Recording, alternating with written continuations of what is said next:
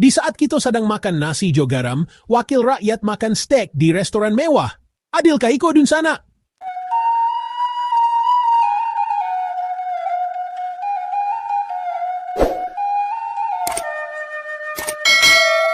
Assalamualaikum warahmatullahi wabarakatuh, saudara-saudaraku orang Minang yang saya sayangi. Kembali lagi kita di channel Minang Mustika Jaya. Apa kabar? Mudah-mudahan sehat, banyak uang tapi jangan lupa bersyukur. Oh ya, kali ini kita agak serius. Kita akan bicara soal yang sedang ramai dibicarakan. Gaji anggota DPR. Bayangkan saudara-saudara, gaji anggota DPR itu sekitar 90-100 juta sebulan. Di saat kita sedang berpikir bagaimana caranya uang cukup sampai akhir bulan. Guru honorer, tukang ojek, pedagang di pasar, jauh sekali bedanya dengan gaji wakil rakyat. Apa kata orang-orang kita soal ini? Rata-rata kecewa, merasa tidak adil. Kenapa wakil rakyat lebih mementingkan diri sendiri daripada rakyat yang memilihnya? Janji-janji kampanye kemana? Rakyat yang susah di mana? Utang negara yang menumpuk, siapa yang akan membayar? Demokrasi. Baguskah sistem ini? Kenapa setiap pemilu yang ada hanyalah janji manis politik uang? Kalau sudah terpilih, lupa dengan rakyat. Yang dipikirkan hanyalah bagaimana cara balik modal. Kenaikan gaji anggota DPR ko nampaknya sebagai politik nan labiah mautamoan kemakmuran pejabat daripada rakyat. Pejabat nan merdeka di ateh kasangsaroan rakyat nan malarat. Sungguh ironis nagari nan manganuik demokrasi ko. Slogan dari rakyat, dek rakyat, untuk rakyat. Nyatonyo hanyalah carito nan manipu. Lah 80 tahun merdeka, tapi kamano buktinya?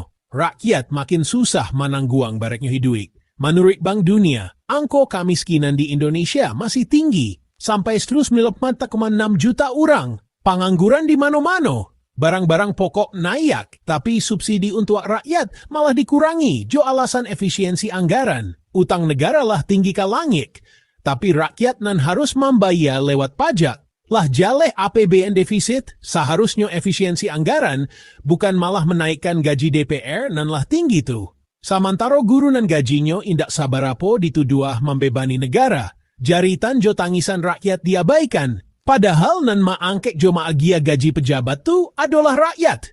Apolai karajo DPR tu alun taraso dek rakyat. Malah DPR tu sarang tikui badasi.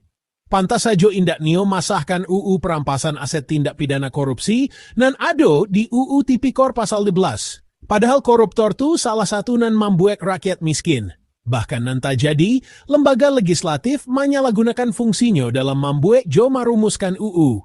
Salah moko UU nan dibuat bukan untuk kemakmuran rakyat, tapi labiah ke pemilik modal. Contohnya UU Omnibus Law, UU Investasi, UU Kelistrikan, UU Minerba Dalel.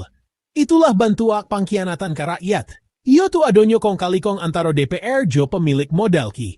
Adapun fungsi lain DPR RI adalah mengawasi kebijakan jo program pemerintah jo tujuan untuk melindungi jo memajukan kemakmuran rakyat.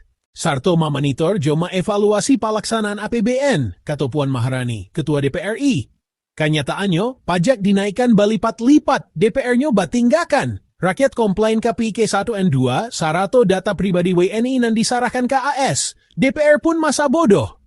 Apolai masalah dan antara nan indak tamasuak program pemerintah dibiaan. Padahal ada babarapo orang nan bermasalah jo hukum dalel.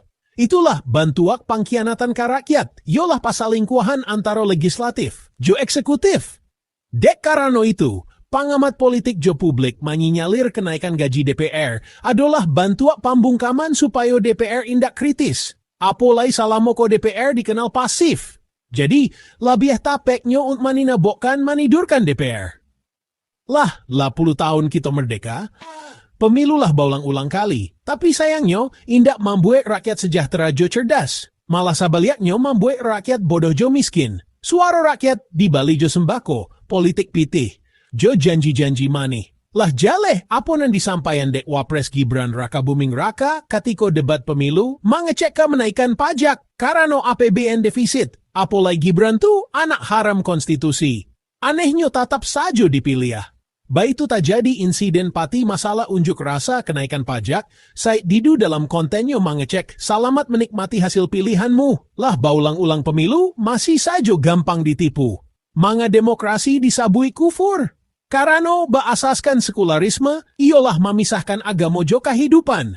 Agama hanya buliah mengatur akidah jo ibadah mahda sajo. Agama indak buliah mengatur urusan publik, ialah kehidupan bermasyarakat jo negara. Itulah akibatnya jika aturan disarahkan ke DPR. Tentu indak adil, karena manusia akalnya tabateh jo asasnya manfaat atau kepantiangan untuk dirinya jo kelompoknya.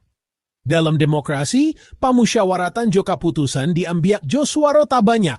Bukan ateh dasar halal jo haram. Mako untuk mendapatkan suara pamanangan, segala cara dihalalkan. Mode bagi-bagi sembako, politik pitih, janji-janji manih dal eli. Sesudah mendapatkan kursi, lupa jo janji-janjinya, hanya nanti pikiahan ba acara capek baliak modal.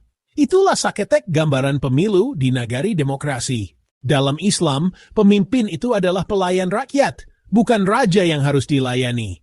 Lihat Umar bin Khattab. Malam-malam beliau berjalan melihat apakah ada rakyatnya yang kelaparan. Islam memberi solusi. Tapi, apakah kita siap untuk menjalankannya? Jangan jauh-jauh mencari contoh.